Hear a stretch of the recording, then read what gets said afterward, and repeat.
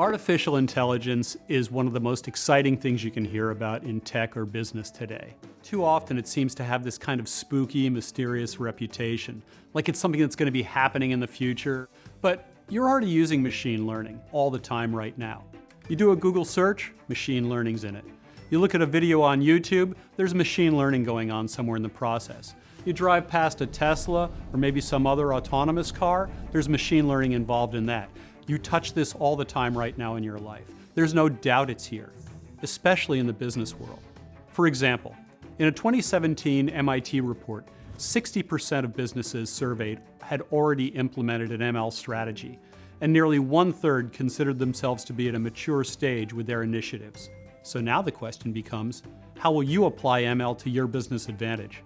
And where do you start? Ask yourself questions like, what kind of data will I need? Where shall I think of applying this in my business? What kind of skills will my engineers need? Today, we're going to help you answer these questions. Welcome to our Google Cloud special report, Machine Learning Gone Mainstream. But before we jump in, I want to let you know how you can get involved in today's conversation. If you have any questions during the show, you can post on the Q&A section and a live Googler will be sure to answer. I'm Quentin Hardy, Head of Editorial at Google Cloud. And over the next 20 minutes, we'll distill the hype of machine learning into two parts. In the first part, we'll look at its current state. I'll sit down with Principal Research Scientist at MIT's Sloan School of Management, Andrew McAfee, along with the Chief Operating Officer of MIT's Tech Review, Elizabeth Branson-Boudreau. Then, we'll peek inside Google Brain and share the lessons learned from several businesses that have already implemented machine learning. But first, we must address what matters first and foremost in machine learning: data. Here's a quick take on how Google views the importance of data for machine learning success.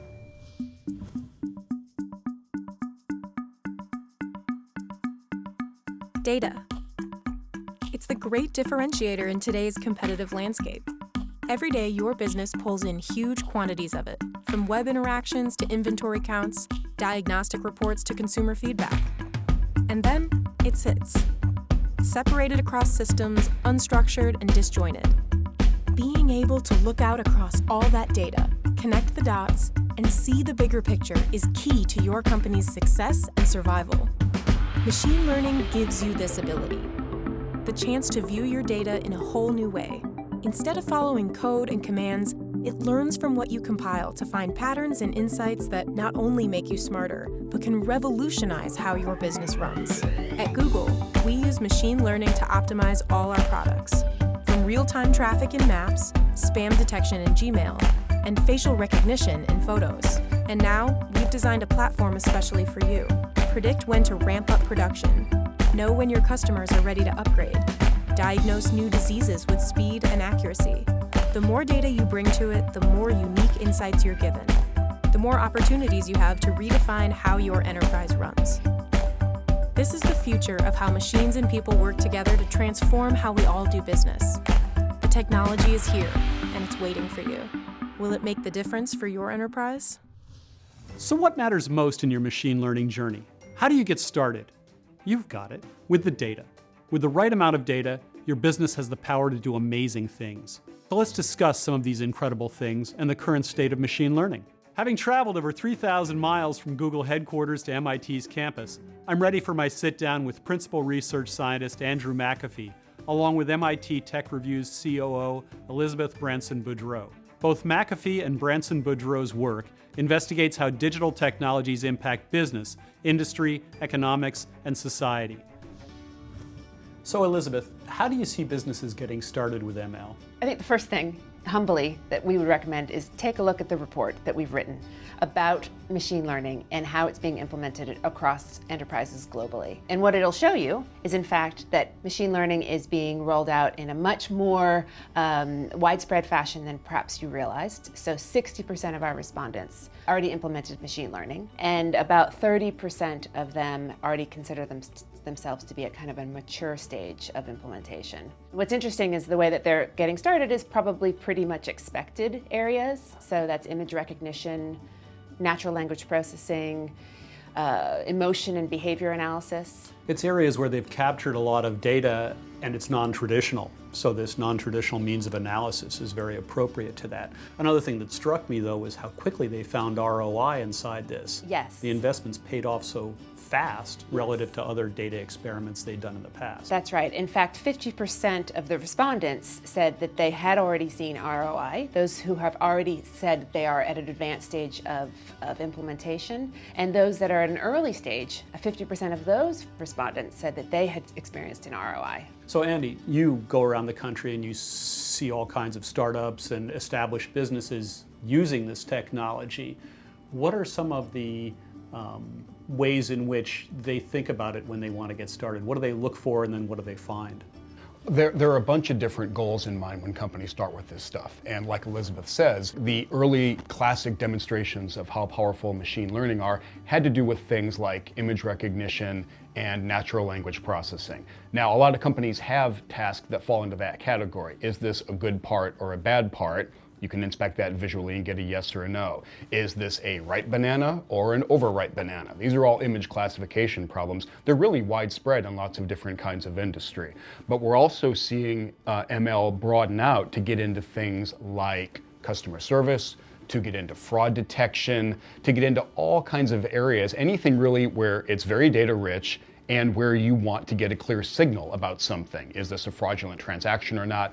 Is this customer about to churn, about to leave us or not? There's just no shortage of data-driven or data-intensive questions out there. Elizabeth, I wanted to ask you, if I was a business just starting out, what were 2 or 3 things I could do to begin to explore machine learning? I think the role of the C-suite and the data analysis professionals, those 2 divisions or camps, if you will, are going to need to come together. And I think in the most leading companies where this is already, well matured, those camps are very much, one. And we're going to see that happen in a much more broad way across the economy. Since we don't live in a perfect world, there's going to be hazards, there's going to be pitfalls.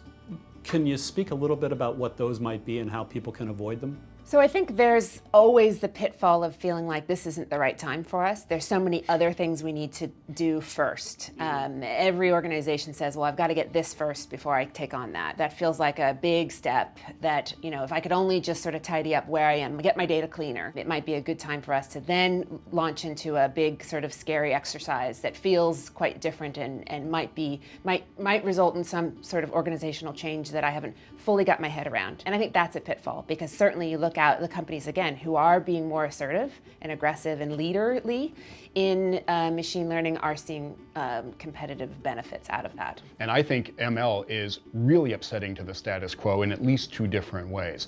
It's upsetting to the people who have an old-fashioned view of data analytics.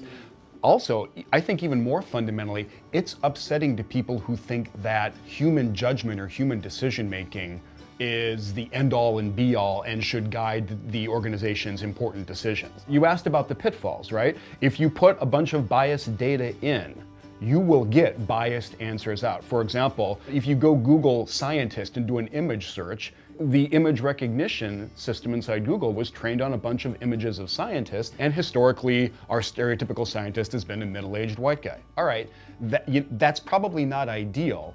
Where I take some confidence is that once we become aware that these systems are giving us biased outputs, we can actually change them. We can redirect, we can retrain them. I'm a lot more confident in the ability to overcome machine learning bias than I am in the ability to overcome human biases. Our biases are way deeply rooted.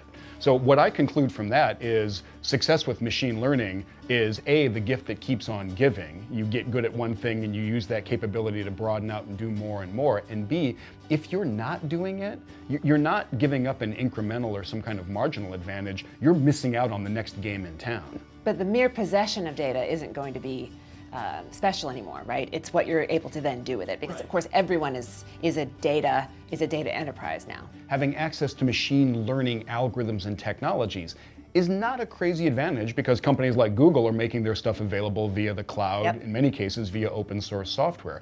For me, is the organization actually willing to be bold, to commit to being machine learning first, to getting the old processes out of the way, and then do more of that? Elizabeth, Andy, thanks very much for being with us today. Thank you. Thanks, Quentin. Now that we've discussed the advantages and opportunities of machine learning, Let's dive into how you can get started. Next up is Josh Gordon, Google developer advocate and host of the YouTube series Machine Learning Recipes, to explain more. So how can you get started with machine learning?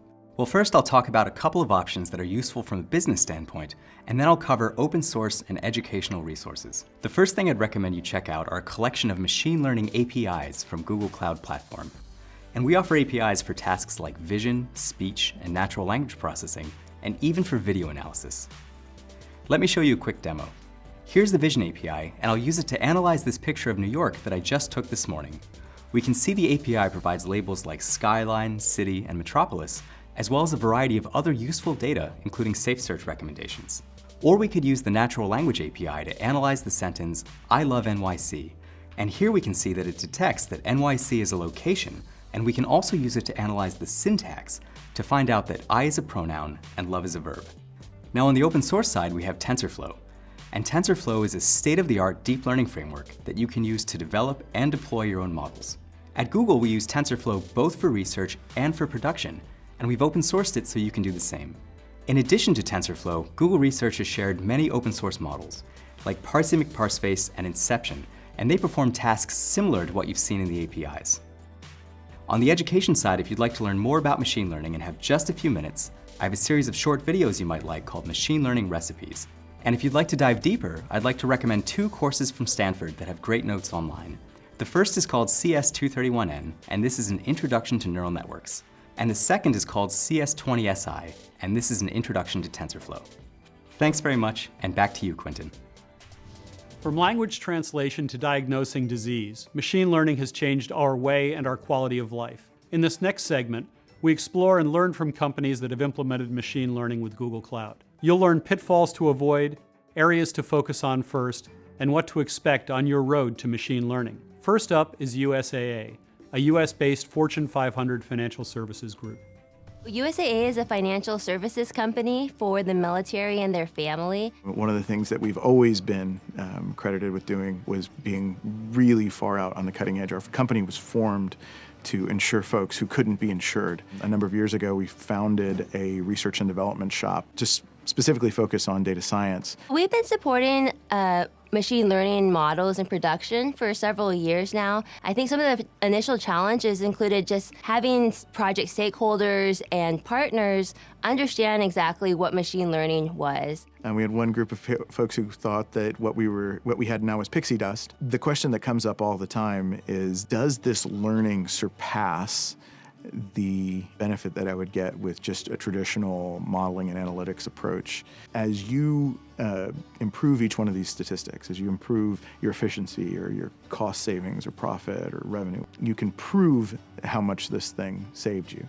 A lot of the early work that we did was around advertising, and a lot of the early work that we did was essentially making things based off of a single test statistic. So do I have more people clicking this today than yesterday? You know, every day I should be able to look at yesterday or be able to look at the original model and say, is it doing better? If the period of time goes down by a day, you know, I can see that we've shaved off an entire day off of the process. If we can continue to evolve the applications that we're building based on the data that we're getting insights from, then we will constantly be creating these experiences that are new and delightful for our members.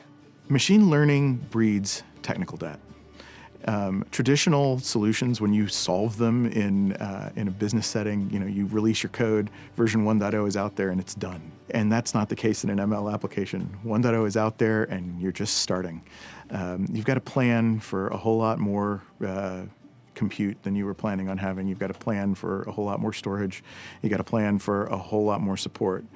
And you also have to plan that this is going to change, and it's going to change in very real ways, and the very first iteration of it might not be the thing that you're willing to show to your customers. Most folks, including us, start off building their machine learning solutions off of the beautiful, wonderful little data warehouse where everything's perfect data, and then realize they've got to get that to production where everything's messy. And those learners break the first day, and you start all over a lot. And so starting with the operational data and starting with infrastructure that allows for you to use the operational data at a higher frequency that's your solution. It's the best place to start. So some of the advice that I would give companies starting their ML journey includes making sure that you have strong business objectives and goals for the ML project. Where are you going to integrate this prediction? What do you need to predict on? I think that if you're just trying to say, we have this product and we want to apply ML to it, you don't have enough specific goals in mind. An approach that we have found useful, that we learned from Google, has been kind of a prioritization of how you solve things. And that doesn't mean you are going to try and solve everything with machine learning. The ML discipline, the stuff that's required for the ML discipline, makes you a better company, even if you don't go the machine learning route. The thing that I would argue is don't get so obsessed with the hype that you miss out on the benefit of becoming a fact-based, data-driven, member-focused company that machine learning requires you to be. Thanks to USAA, we learned a little bit about what it takes to get started and what to avoid. Now, let's learn some of the quick wins and benefits you can experience. Here's financial investment analytics company Pluribus Labs. Pluribus is a financial technology firm. We specialize in taking large data sets, whether it's structured or unstructured, and we combine it into an investable signal. Machine learning fits in absolutely everywhere in this business. Given the size of the data sets that we work with, being able to model nonlinearities using machine learning techniques is very important to us. And that's really at the heart of everything we do. The way we use machine learning in our products is around detecting spam. We have trained our algorithm to detect if a tweet is relevant to what we want to do, or is it completely irrelevant? Previously, one of the challenges we had was that we had to go, that the data was in one place. The algorithms were in a separate place. Just getting ready to work with the data was a challenge and was a good amount of work. However, the paradigm has changed in that there's so much more efficiency. We have a lot less lag time, in fact, no lag time, I would say, because the way we store data is always the same. It's either Bigtable or BigQuery or one of the big data stores that GCP has. Everything is integrated now, from our research process to to delivering our signal to our clients. That entire pipeline is entirely on GCP now. When you run machine learning algorithms, there are some algorithms that tend to be very CPU intensive, but there are other algorithms that are not so CPU intensive, but are very memory intensive. Now, it's wonderful in that, we have small machines when we are just doing the prototyping, the very simple work, getting the code set up. And then when we need to run a big experiment, we can simply scale up the machine into something as large as we want, run our experiments that way, and then scale it down. It's just, that flexibility is very valuable to us. The way we use GCP that has impacted us on an operational basis is around staffing. It allows us to focus really on what we do and not thinking about infrastructural issues, because we have people who are working at Google handling the infrastructural issues. It's very important to leverage what's already out there, take it and run with it and see how far it takes you. And when you get to the end of that tether and you can't go any further, then you can start, innovating on the algorithms yourself. On top of operational and cost-cutting benefits, companies that use ML have found improved customer loyalty and user experiences. Here's PwC to tell us how they use ML to better connect with customers. My name is Andrew Scalar, and I work inside of our PwC Innovation and Ventures team here in Australia. The core point of our business is to take sort of cutting-edge technology and to deliver innovative solutions for our customers and for society that PwC lives and breathes within. PwC decided to use Google Cloud and machine learning, really born out of an understanding of both the market as well as an appreciation for the way that Google enriches their own knowledge in this space. Google Cloud takes both the knowledge base from its billions of users and takes the models that are generated out of the understanding coming out of multi-language support or optical character recognition or voice recognition, and it brings that into the enterprise space where you have a highly secured infrastructure that weighs off of an API that learns from all of that interaction, not to mention a pile of other things they do to enrich those algorithms that are happening in the background. The speed at which Google innovates, both their internal understanding and the capabilities they deliver out to the market, is a factor above what we're seeing in other areas of the market. So we're taking full advantage of the innovation that we're seeing coming out of Google, and we're delivering those benefits through projects and use cases and environments that we're standing up for them every day. In Australia, we've done a number of interactions with customers in the machine learning space. So largely in that voice prompted area, we've got from the telco market, got the ability to innovate how machine learning is used to innovate around call centers, or how companies are able to reach out and have that first interaction with a subscribing customer. How do you lower the barrier of entry of my not even understanding how my billing will function to allowing a customer to simply speak a question to an application or speak a question to their mobile phone and getting not only the answer, but completely solving that customer query that would typically have required them to call in, speak to an actual human, which in the reality of business, that costs time and money. I think what it has jointly done for both PwC and our clients is open up an entire new avenue of approaches to how you could innovate that sort of interaction for your own company and for your customers. So the advice that I would give a customer of ours or a client who is looking to adopt both cloud platform and machine learning is to not be waylaid by the thought that this is overly complex or is too big of something for them to take advantage of, or they need a massive problem to bring to the table in order to get some kind of a benefit. The reality is it's better for you to be specific in terms of what you're trying to obtain, specific in the problem you're trying to approach with cloud platform and machine learning, and through being specific, you will know both the benefit you're going to obtain and you'll have better learnings coming out of the back of that. From wowing customers to reducing operational costs, the value of machine learning is clear. And as our MIT experts Andrew and Elizabeth suggest, it's to your competitive advantage to get moving now. To start building your ML model today, take a look at Google Cloud Platform's TensorFlow. It powers many Google products, from Google Photos to Google Cloud Speech. Then you can check out Google Cloud Dataflow to perform pre-processing, allowing you to access data from Google Cloud Storage, or Google BigQuery, and other places. And for more hands-on instruction, check out the ML Recipes series on YouTube that Josh mentioned, where you can explore code and best practice examples. But if you'd like to talk to one of our Google data and machine learning experts in person, please let us know. Just visit google.com/cloud and look for the Work With Us button. In closing, if there's anything you've missed, remember, this video will be available on demand following the event. We value your input and have a brief survey so you can tell us what you think. In a few seconds, please follow the directions on your screen to take a survey. We'd love to hear from you about what topics you'd like us to cover at our next event. On behalf of the Google Cloud team, thank you for joining us and stay tuned for future digital events.